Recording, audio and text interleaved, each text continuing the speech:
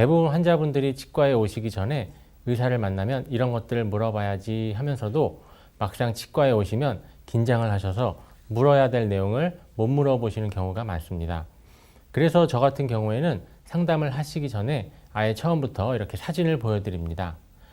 지금 화면을 보시면 들어오시자마자 이 내용이 궁금하셔서 병원에 오시지 않으셨냐 하고 말씀드리면 환자분께서 내 마음을 어떻게 이렇게 잘 아셨냐 하고 말씀을 하십니다. 많은 분들이 궁금해 하시는 내용은 대부분 똑같습니다. 몇 개 심어야 되고 안 아팠으면 좋겠고 또 치료 기간이 오래 걸리지 않는지 걱정도 되실 거고요. 또 내가 잇몸이 안 좋은데 괜히 임플란트 했다가 빠지거나 부작용 생기지 않을까 걱정하시는 분도 계시고요. 또 가장 중요한 것이 비용이 얼마나 드느냐 이런 부분에 대해서 많은 분들이 고민을 하십니다. 아직도 임플란트 시술, 아프고 치료가 오래 걸린다라고 생각해서 틀니로 버티시는 분들이 계시거든요. 이런 경우 괜찮은 건지, 만약 치아가 모두 빠진 경우라면 어떻게 치료를 하면 좋을까요? 앞서 말씀하셨지만 65세 이상이 되면 많은 치아가 빠지고 정상적으로 식사를 못 하시는 분들도 많이 계세요. 지금 나오는 사진을 보시면 이분들 공통점이 전체 치아가 다 빠지신 경우인데요. 네. 우리 주변을 보면 생각보다 이렇게 전체 치아를 상실하신 분들이 많이 계세요. 오늘 이 시간 함께 하시면 사진에 나오시는 분들을 어떻게 젊어지시는지 확인하실 수 있습니다. 원장님, 최근에는 통증 없이 편안하게 그리고 치료 기간도 짧게 임플란트를 할 수 있는 방법이 있다고 들었어요. 아프지 않고 편하게 받을 수 있는 치료법 원장님이 좀 소개를 해주시죠. 결국은 많은 분들이 걱정하시는 것은 좀 안 아팠으면 덜 아팠으면 좋겠고 병원에 자주 안 오면서 빠른 시간 내에 식사를 할 수 있었으면 좋겠고 게다가 비용까지 좀 줄여서 치료를 잘 받았으면 좋겠다 하는 것입니다.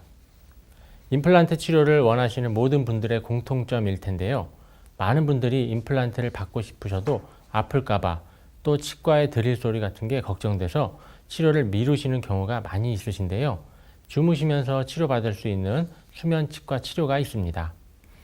주무시면서 치료를 받으실 수 있다 보니 통증이 물론 줄어들게 되고요.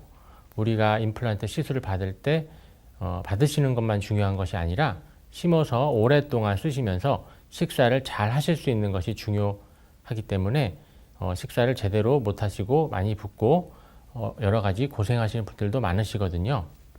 우리가 자동차 운전을 할 때에도 길을 모르면 엉뚱한 길을 든다든가 갑자기 차선을 바꾸다 사고가 나는 경우가 있지 않습니까? 컴퓨터 분석 임플란트도 비슷한 원리이기 때문에 우리가 원하는 곳에 정확하게 임플란트를 심어서 시간과 통증, 부작용을 줄일 수 있는 임플란트가 바로 컴퓨터 분석 임플란트라고 할 수 있겠습니다. 원장님, 그런데 컴퓨터 분석 임플란트라는 용어가 좀 낯설게 느껴지거든요. 어떤 원리의 치료법인지 알려주시겠어요? 과거에는 병원에 오시게 되면 무조건 본을 떴었는데요. 치과에서 본 떠보신 분들은 알겠지만 구역질도 나오고 정말 고역입니다. 하지만 요즘은 본을 뜨는 것이 아니라 컴퓨터로 입안을 스캔을 합니다. 이렇게 간단한 촬영을 통해서 임플란트를 어느 곳에 심을지도 정하고 치아를 만드는 과정까지도 요즘은 이 컴퓨터 힘을 빌려서 이렇게 치료를 합니다. 우리가 사람 몸에다 대고 시험 삼아 수술을 해본다는 것은 말이 안 되죠. 하지만 이렇게 컴퓨터를 통해서 미리 가상으로 수술을 해본 후에 직접 수술을 하게 되면 부작용과 오차를 줄여서 정확도를 높인 안전한 시술이 되는 것이죠. 컴퓨터 분석 임플란트의 경우에는 아무래도 첨단 장비로 시술을 한다는 게 가장 큰 특징인 것 같네요.